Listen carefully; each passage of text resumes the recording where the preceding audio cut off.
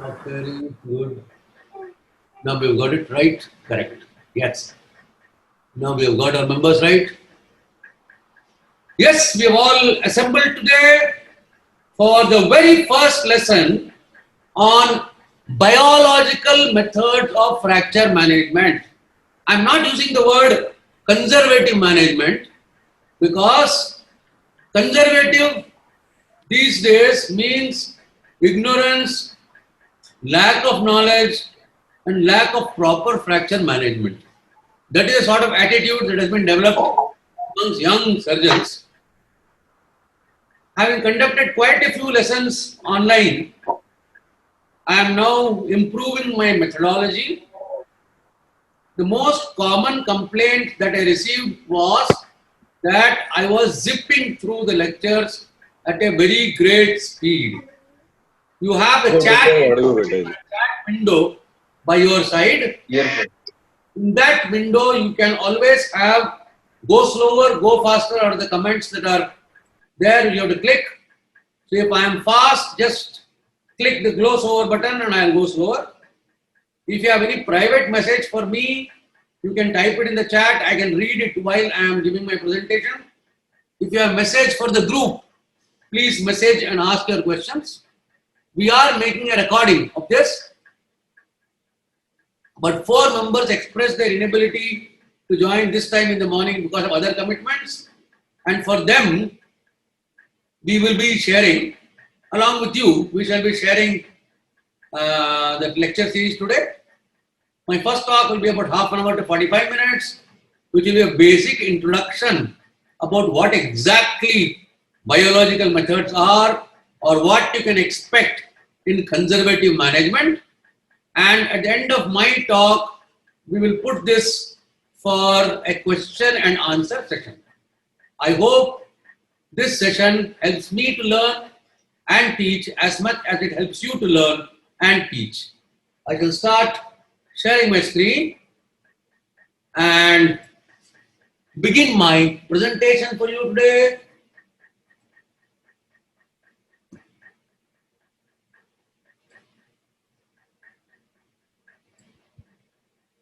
And the talk today is on biological methods of fracture management.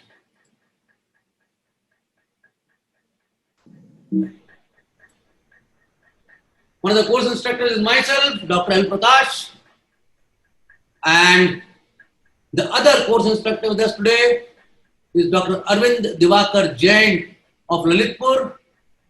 The third course instructor is Dr. Lokesh Maratha, whose camera is still not on, and I have not been able to test whether he will be able to talk to us because we are still polishing our Zoom communication skills. And the slide of his slide with the photograph is getting ready, which shall be put at the end of the talk. The talk of today is an introductory talk on the biological methods of fracture management. It is easier to learn to do a total knee replacement than to perfect the technique of a closed reduction of a supracondylar fracture in a child of 7. Many of us may find it difficult to digest, but that is a fact. A TKR is just a 35 to 40 minute surgery using mechanical tools and mechanical jigs, and the company wala is standing by your side, handing you the instruments one by one, and all you have to do is zip the sauce, cement the components and come out. Whereas a close manipulation of a hugely swollen elbow in a child of 6 with a widely displaced supracondylar fracture with impalpable radial vessels and neurovascular deficit is a challenge. And should you be able to do it without anesthesia, then and only then have you reached a stage of orthopedic excellence. All fractures follow specific rules of healing, and unless we know, understand, memorize, and keep these rules in our mind, our fracture management will never be successful. George Perkins, a famous British surgeon, has said, rule of 3. No fracture heals before 3 weeks. Fractures in children take twice as long as fractures in infants. Fractures in adults Ah, take twice as long as fractures in children. 1 minute, yes. Please, delegates, mute your mics so that we don't get interference from others. And I have muted the balance whose mics were not muted. Good enough. Fractures in adults take twice as long as fractures in children. Fractures in lower limb take twice as long as fractures in upper limb.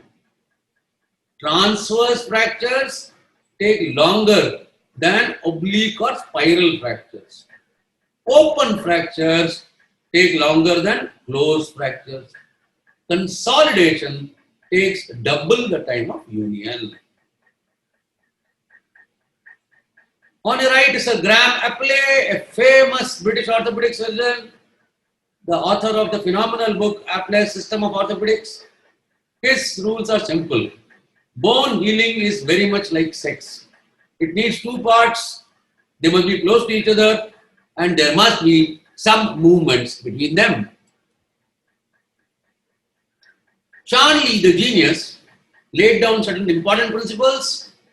Proper compression of cancellous surface bones forms a direct bridge between the two. Increasing joint movements above and below the fracture signifies progress of union. An uninjured joint never gets stiff if immobilized up to 6 weeks in any form of splint or plaster. Sarmiento's three very, very important rules. Linear telescopic micromotion causes rapid bone healing.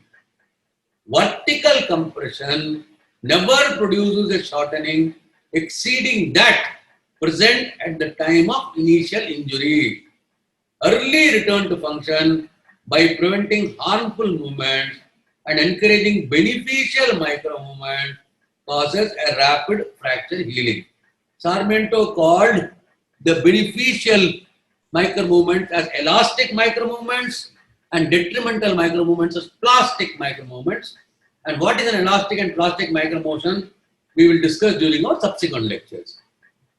My principles, internal fixations always delay fracture union. Fractures heal despite fixation, not due to fixation. Many young orthopedic surgeons ask a question, if you don't fix, how will it heal? Fractures heal not because of fixation. Fractures heal because of callus produced by nature. All diaphyseal fractures except those of forearm can be managed conservatively with excellent results.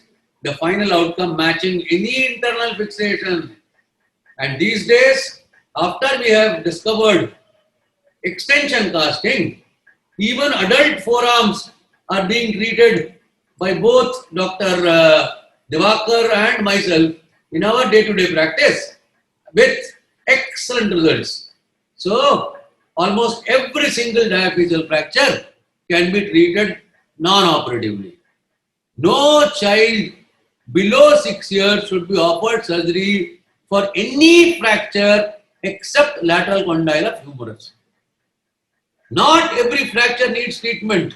Many do better untreated. Keep two ends of a fractured humerus in the same room and they will unite unless an orthopedic surgeon enters the room. Plates are a bad choice in weight-bearing bones and long bone diaphysis. Worst results of conservative management are far better than worst results of surgical intervention. And bar Ilizarov, except for Ilizarov, no surgical method speeds up the fracture union. Surgical methods will always delay fracture union. In today's timings, teachings on surgical management of fractures outnumber those on conservation by 1,000 to 1. Some background about how I started doing conservative management. This is the hospital where I did my MS and trained in orthopedics. And this is where I learned the art of conservative management. This was during my revisit very recently. The man who you see to my left, the bald man, is a young boy called Bhajan Lal. He is about to retire now. This man was a 21 or 22-year-old youth when I joined for my MS, and he was the one who taught me how to make plasters. This is the plaster room, and these are the type of bulky plasters we used to apply in those days, which are days of the past. This young man, Bhajan Lal, would have applied more than 1.5 lakh plasters of all types so far. After MS, I went to UK for further training and returned to India as an AO trained surgeon. During the first decade of my orthopedic practice, I strictly followed the AO methods and operated every single fracture. Then, due to a conspiracy, I was arrested in 2002 despite being innocent. I spent 13 years in prison. Operative fracture management, because we do not have an operation theatre in the prison. The prison where I spent 13 years, this was sort of a dilapidated, ancient, 130-year-old prison with no electricity and no other features, with dripping ceiling, was the place where I spent time. During this time, I treated about 16,000 patients in 13 years, and I treated all prisoners, prison staff, wardens, visiting lawyers, jailers. There were no operation facilities, so every fracture was treated non-operatively. Prison stay taught me an important lesson. Fractures heal despite metal, not because of it. When I resumed practice, biological methods had become my first choice in all fractures, and only those that would not do well biologically would ever get surgery. Later, Dr. Divakar, who was my schoolmate and batchmate in MBBS, though we studied in different medical colleges, and I reconnected with social media, and that was when we realized that we both had identical minds and each completed the other sentence. So, in the group, we were the two people who spoke a different language from everybody else. This led to a greater friendship, rekindling of our old childhood friendship, and we discussed a lot of things. It was during this period that I wrote to Augusto Sarmiento asking him some certain doubts, and he was such a nice and humble person that he emailed me a 6-page reply personally clarifying all my doubts about biological methods. So impressed I was that I wrote back to him saying that I am writing a book on biological methods and would seek his advice and contribution. Sarmiento is 94 years old now, lives in San Francisco in USA with his son and grandchildren.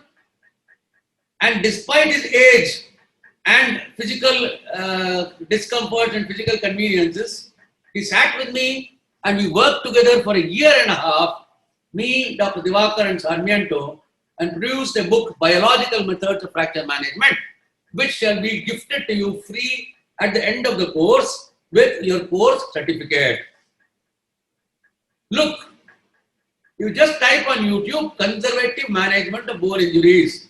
You have only 2,500 results.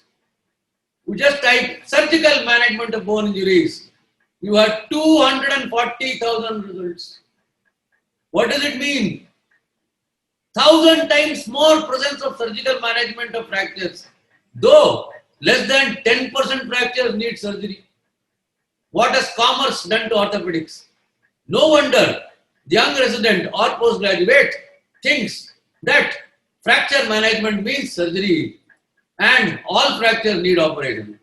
This is the greatest myth and fallacy, and during the next 12 lessons, Dr. Divakar, myself and Dr. Maratha will clearly display, demonstrate, show you cases and tell you how fractures heal with nature beautifully.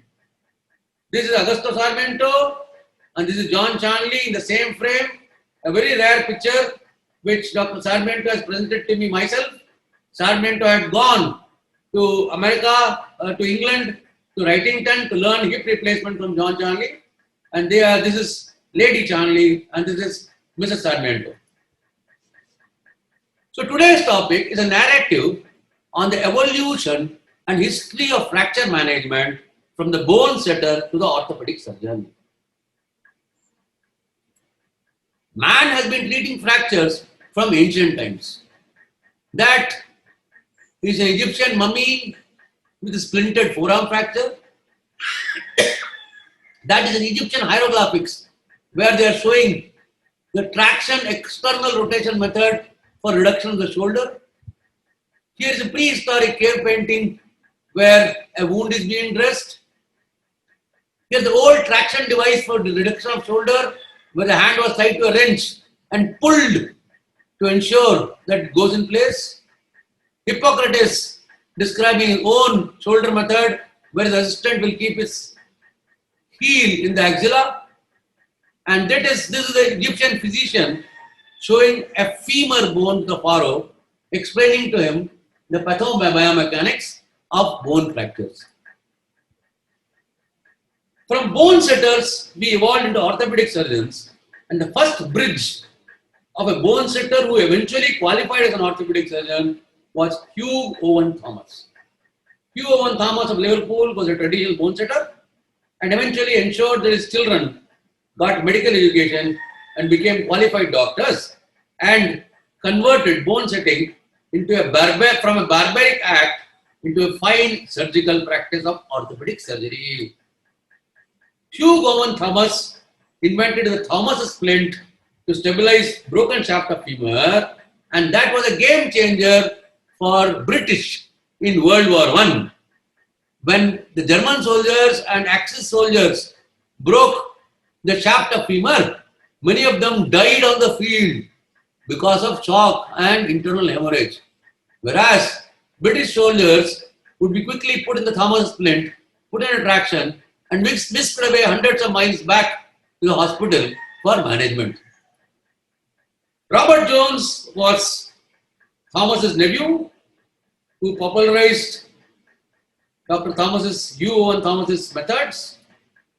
And then came Sir John Charnley, the father of modern non-operative fracture management. I would call him the god of conservative management. He has done more work on the biomechanics of closed fractures than any other person living or dead. The only person who comes close to him is Augusto Sarmiento, our close friend, who is also called the father of functional cast bracing.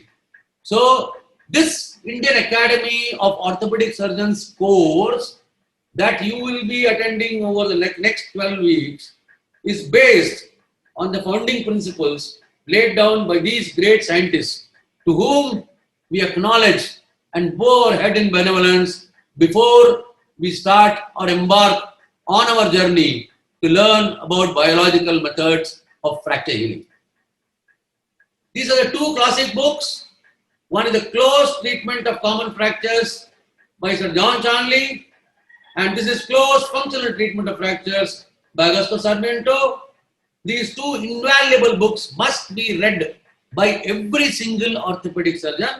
And today, after this lecture, along with the video of this lecture, I shall be posting the PDF files of these two books also, so that you can share, you can save them on your hard drive and refer to them in your leisure.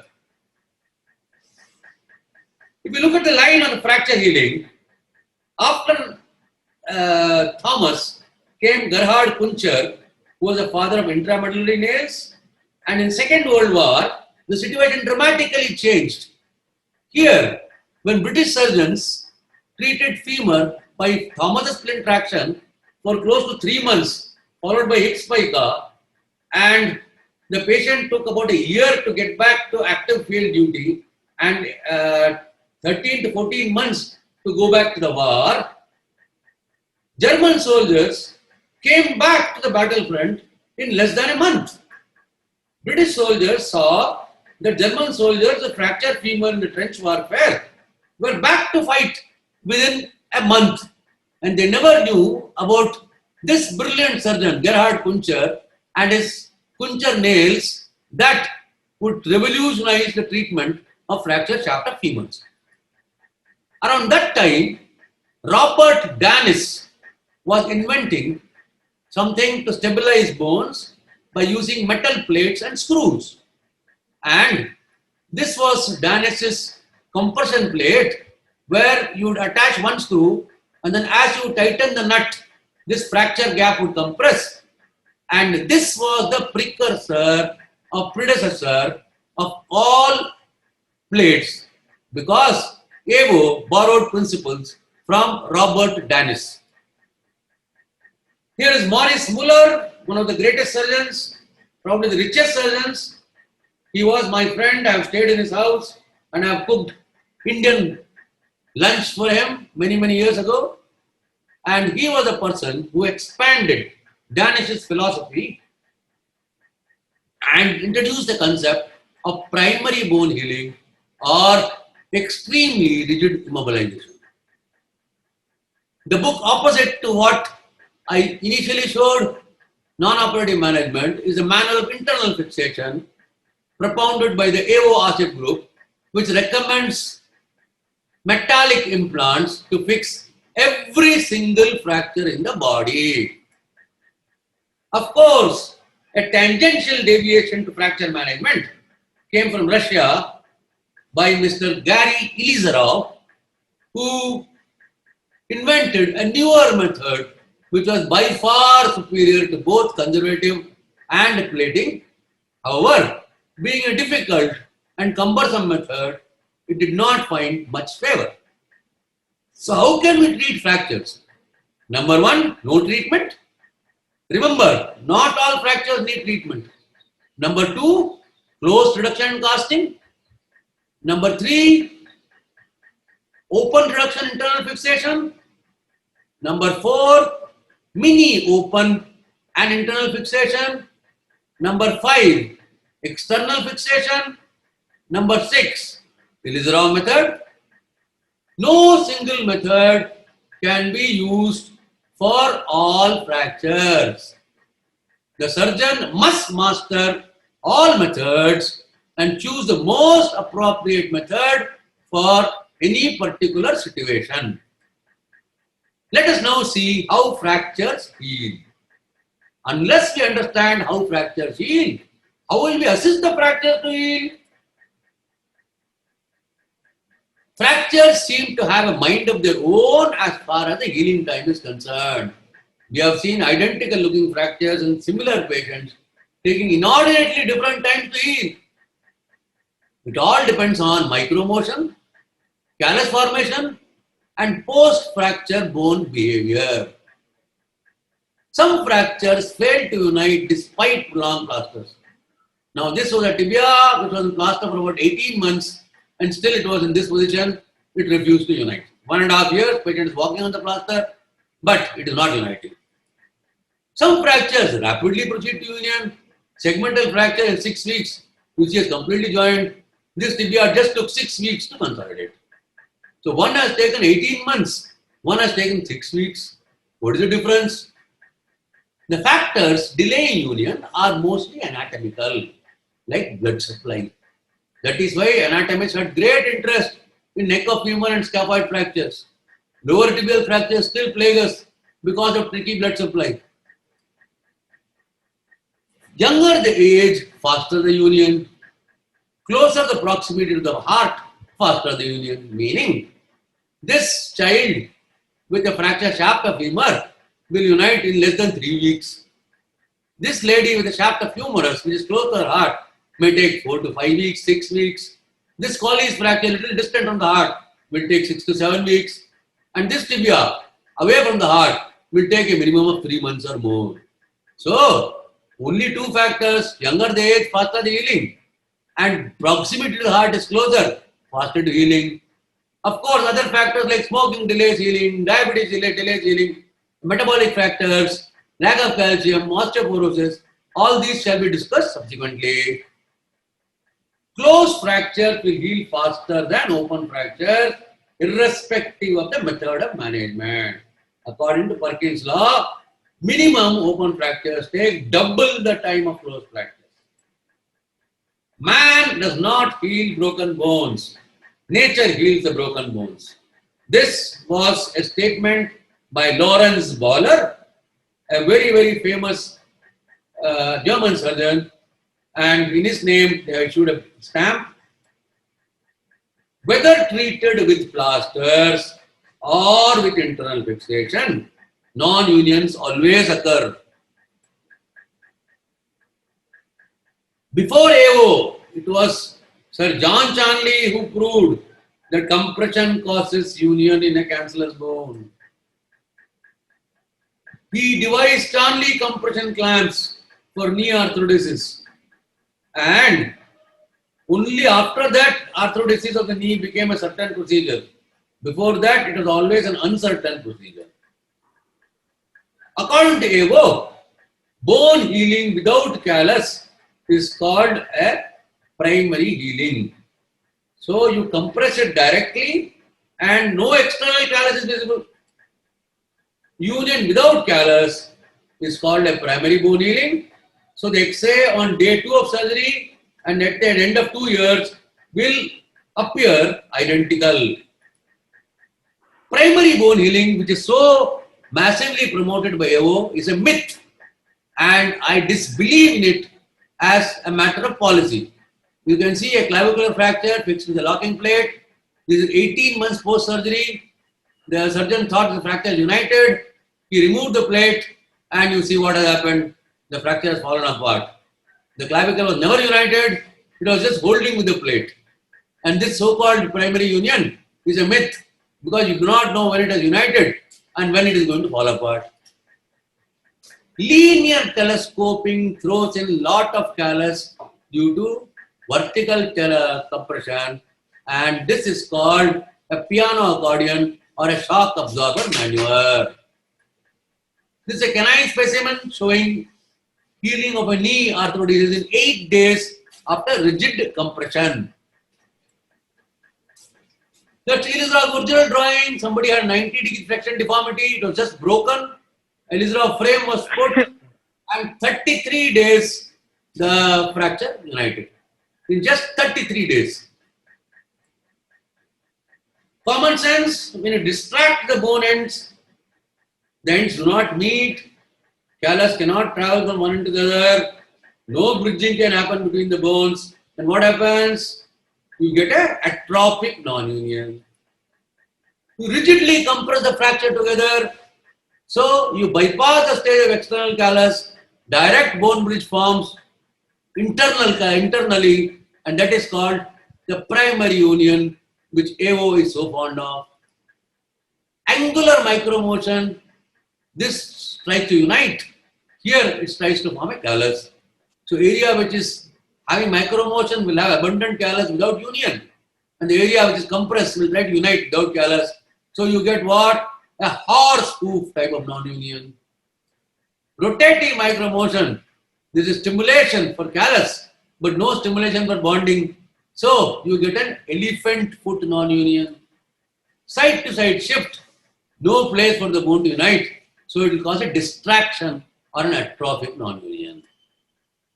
The only way to cause rapid union with healthy visible callus is called a shock absorber phenomenon or vertical compression distraction of 1 millimeter only. Bones heal despite internal fixation, not because of internal fixation. Almost all long bone diaphyseal fractures can be treated conservatively, and most should be treated conservatively. Most pediatric fractures should be treated only non-operatively.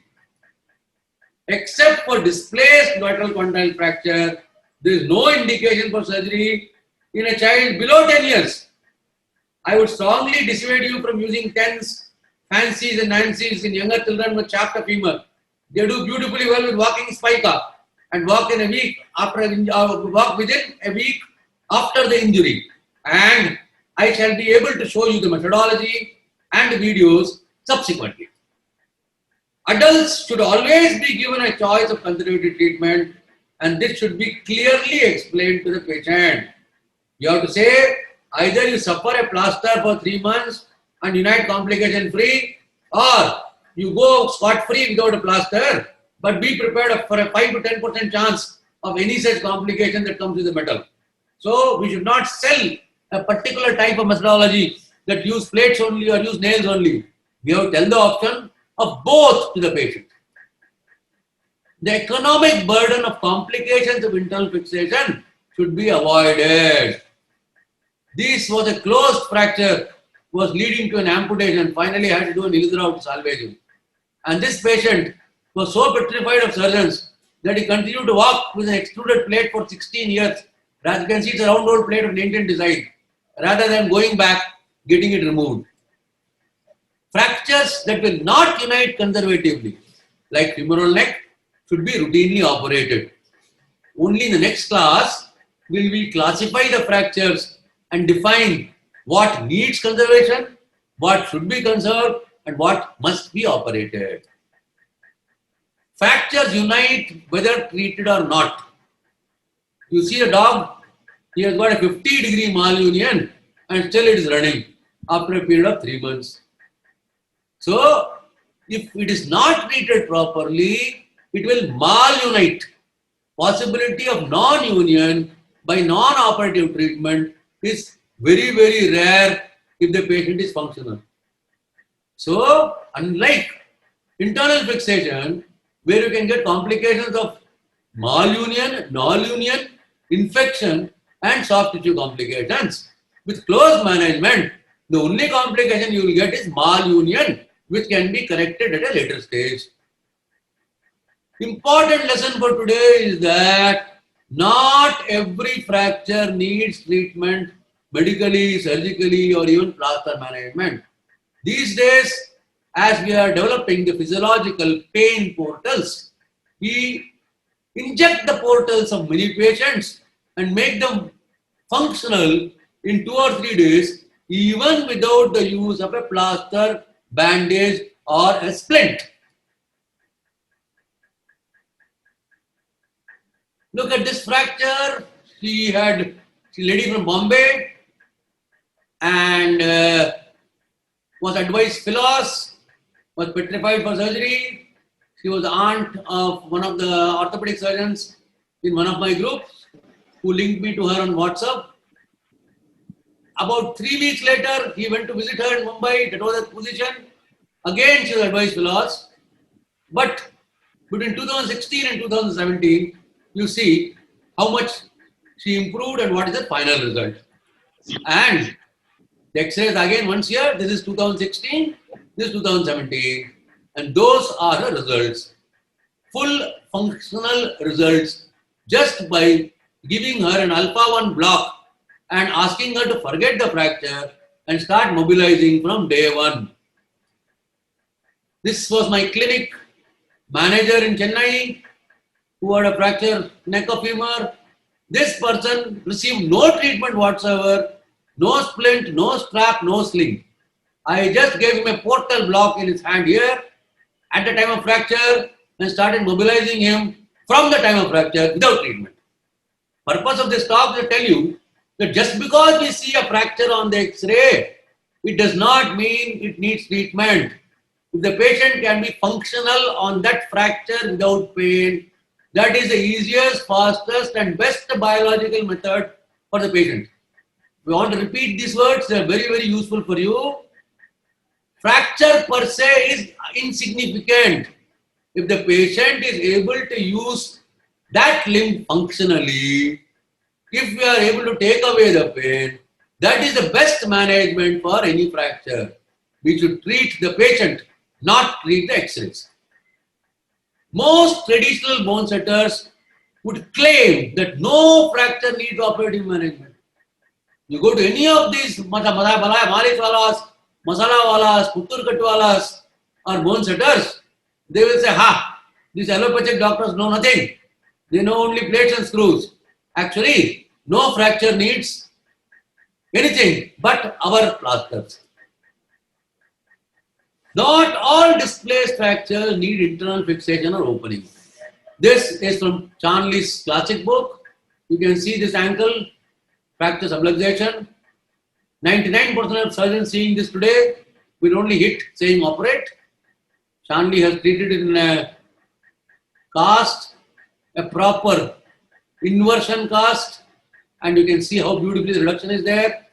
He says anatomical reduction by close manipulation. Without the knowledge of the role of intact soft tissue, the reduction of this injury might appear a forlorn hope. Correct. Not all non-unions need open reduction, internal fixation or grafts. Sarmiento and Ilizarov methods are excellent alternatives, and we must know these if you are doing fracture management. A humble plaster is never as glamorous as a fancy plate and never pays you as much as a plate might do. Does not benefit the hospital, does not benefit the commercial implant industry, does not benefit the insurance company. You get less fee. So, it needs a lot of ethics, sacrifice and morality to go ahead with non-operative management when a quick fix operative solution will give you much higher financial rewards. Conservative treatment takes time, and both the patient and doctor has to be patient. If the patient is in a hurry and says, doctor, next week I have to go back to work, then of course he won't be able to withstand a plaster for 6 weeks. At the start of the treatment, you have to give him a rough outline. It's going to take you 3 months. It's going to take you 6 months. Are you able to suffer and tolerate a cast and plaster for 6 months? That the patient must be convinced the benefits of non-operative are in the form of advantages, and the demerits is the time taken for conservative management. One must have the precise knowledge of fracture biomechanics and anatomy. This case belongs to Dr. Divakar, exactly opposite of what was shown in Charnley's book. This is an inversion injury, and you can see how the cast has to be put in a particular direction. Actually, I don't think this cast belongs to this. This cast should have been in the opposite direction towards lateral side. This patient belongs to Arvind Divakar, this patient I think belongs to me. And these two pictures will show you how appropriate forces are applied in a particular fracture to realign the bone and use the intact soft tissue sleeve to keep it in position. Knowledge of hematoma blocks and DSCB portals makes life easier and avoids the need of calling the anesthetist for every procedure that you are doing. Since we discovered a combination of hematoma and sodium channel blocks, we are able to manage 80 to 90% of fractures in the OPD itself without summoning the anesthetist. A C-arm makes things considerably easy for a surgeon. Most people do not have a C-arm in the clinic, and close reductions are not done under a C-arm, and that is why we need multiple reductions. If we can afford a C-arm, we will definitely be able to produce far better results with your non-operative management. So I think we have done about 45-50 minutes of talk. This talk was a tribute to Sir Don Charnley and his wisdom. And I must thank Dr. Arvind Divakar Jain for his wonderful inputs regarding this talk, which has helped me to give you this talk properly. Dr. Divakar will now give you a 5 or 10 minute talk to explain the concept of this course, and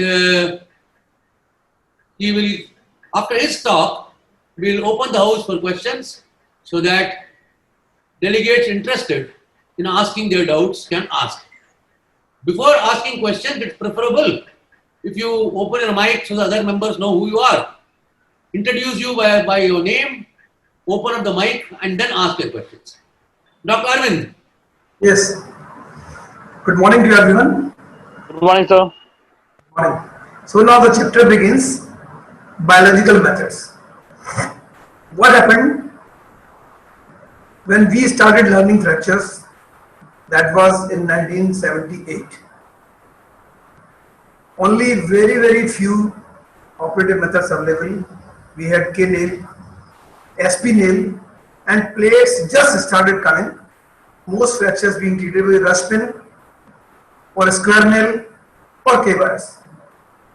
So even in medical colleges, 90% fractures were treated, even trochanteric fractures and femur fracture treated by traction. And Dr. Prakash and I both learned traction treatment, particularly Russell traction, for all fractures of femur.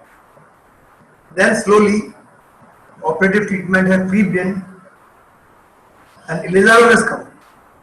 First Elizaro I have put in 1986, but that was the only one because I was not knowing the proper principles of it, so that case was not as good and I abandoned it. And that Elizaro system is still with me.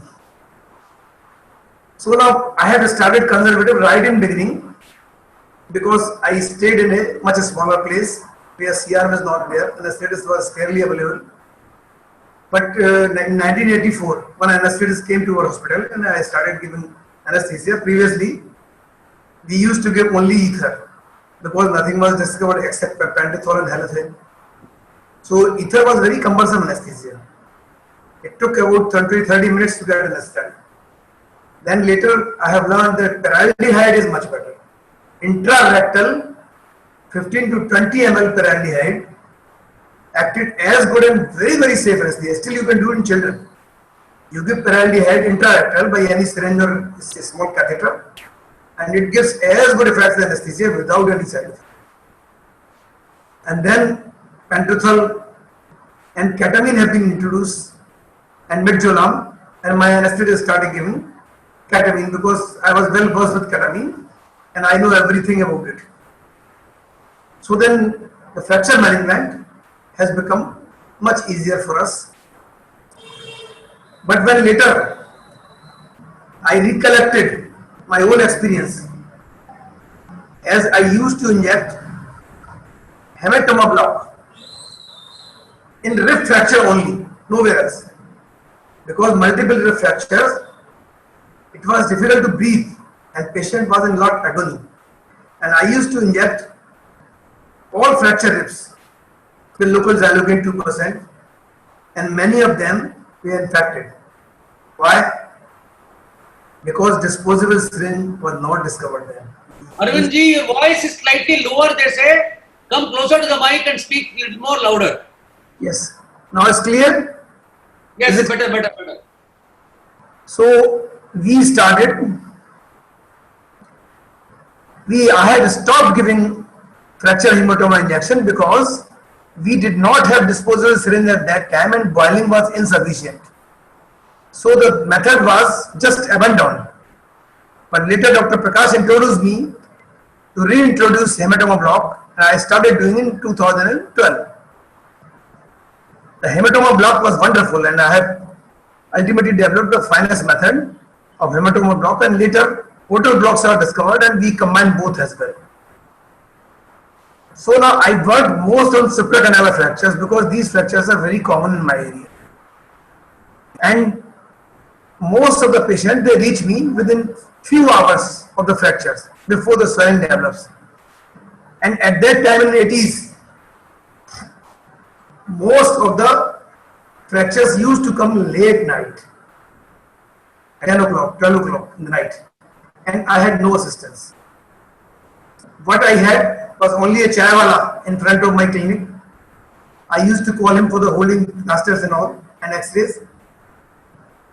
And then I have developed a method, why for the counter traction, not to develop child's own weight as counter traction. So I did not require any assistance. And I started practicing it, no problem. Few years later I have realized that why complications are vanished. No neurovascular complication, no need to check the pulse even, dreadful fracture. And I thought something that this my method is something wonderful for supracondylar fractures, which is known to be the most dreadful fracture. So I recollected my own principles and devised my own methods. Till then, pinning has come into introduction. Most surgeons wondered that why you are not pinning. It is a must to pin. But I was not pinning right since then, and it was working fine since then. And I have completed so many thousands of supracondylar fractures that I don't need to elaborate how much I did. But later on, recently, particularly when Corona came in, I have realized that even fracture neck femur, which I used to operate always, because previously traction in trochanteric and subtrochanteric fracture failed to unite. And I reread Charles' book that cancellous bone never unite if this traction is given. And trochanteric region is a cancellous bone. So when I stopped giving traction on very, very mild traction, all the fractures of trochanteric and subtrochanteric fracture, they get united without any operative intervention comfortably with the use of calcitonin. And recently some walking spica has been given that makes further union much earlier and much better. So previously my thinking was that all the fractures of femur, all the fractures of adult both bone forearm, and all physeal grade 3 or grade 4 fractures should be operated. But now, as Dr. Prakash said, only lateral canal fracture of the children and neck femur and subcapital, they need operation. Otherwise, rest all can be managed without operation, barring few spinal displaced fracture or life-threatening fractures. So the art of conservative has to be retaught, and our decision is to treat operatively or not may depend upon two things.